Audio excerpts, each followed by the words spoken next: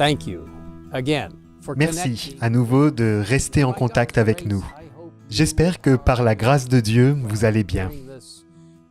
Pendant cette pandémie du coronavirus, la pandémie du Covid-19, la situation a été difficile pour tous, mais soyons forts, Jésus revient bientôt. Vous savez, notre session de la conférence générale, qui a été reportée d'environ 1 an, a pour thème « Jésus revient, impliquez-vous ». L'implication totale des membres. Je demanderai à chacun d'entre vous de demander au Seigneur de vous révéler les façons dont vous pouvez être en relation avec d'autres personnes dans l'implication totale des membres, en aidant à connaître cet aspect merveilleux, cette compréhension prophétique du proche retour de Jésus. Oui, cette pandémie du Covid a créé une situation incroyable où les gens sont inquiets et se demandent « Est-ce la dernière crise du monde ? Sommes-nous dans les derniers jours ? » Oui, nous sommes dans les derniers jours. Ce n'est pas la dernière crise, mais nous sommes proches de la fin des temps.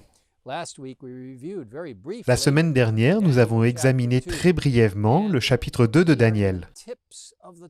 Et nous sommes dans les orteils de la statue de Daniel, chapitre 2. Mais je tiens à vous dire que Jésus reviendra bientôt. Cette pandémie est un signal d'alarme pour nous tous. Jésus revient.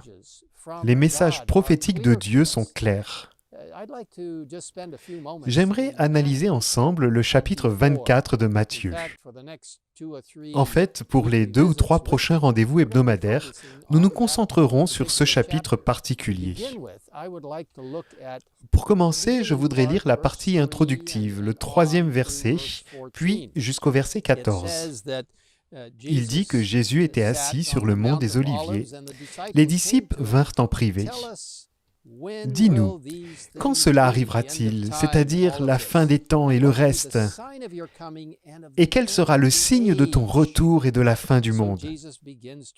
Et Jésus commence à expliquer en disant, « Beaucoup viendront sous mon nom, verset 5, et diront, « C'est moi qui suis le Messie », et ils tromperont beaucoup de gens. » Frères et sœurs, ne vous laissez pas tromper. Restez proches de la parole de Dieu. Passez du temps avec la parole de Dieu pour comprendre la signification de ces signes spécifiques. Jésus va bientôt revenir. Lui, le vrai. Ne vous laissez pas tromper par de faux messies et prophètes. Et puis on parle de guerre et de menaces de guerre et d'une nation qui se dressera contre une nation.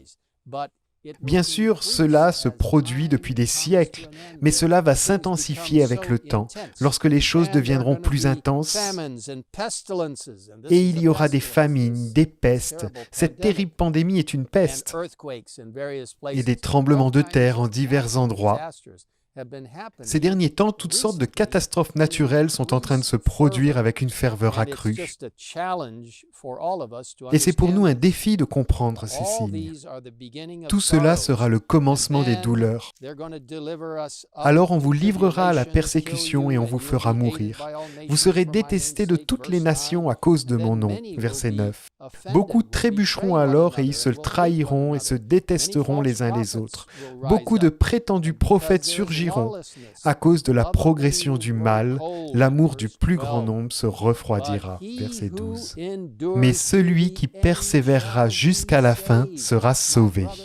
Et vous, mes frères et sœurs, soyez fidèles au Seigneur.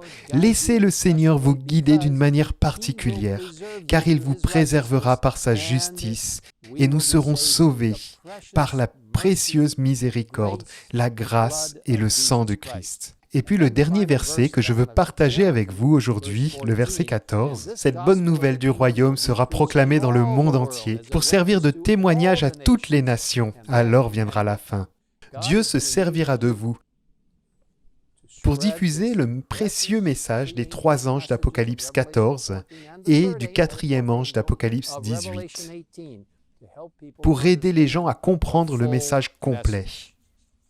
Permettez-moi de partager avec vous une petite citation du magnifique livre « La tragédie des siècles ». J'espère que vous êtes en train de le lire.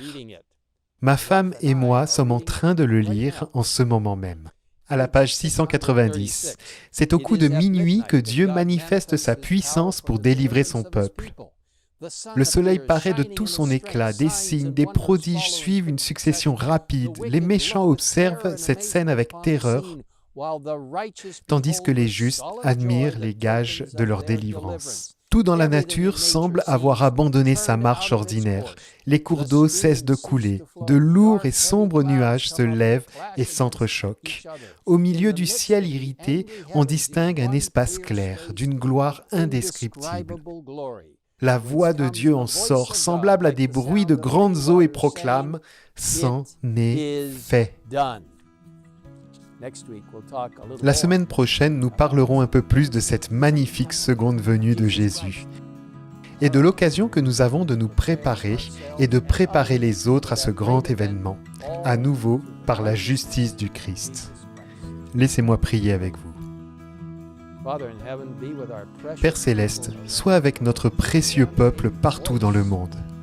Donne-lui une voix venant du ciel même pour partager avec d'autres la merveilleuse opportunité d'être préparés par la grâce et le sang de Jésus-Christ au retour du Seigneur.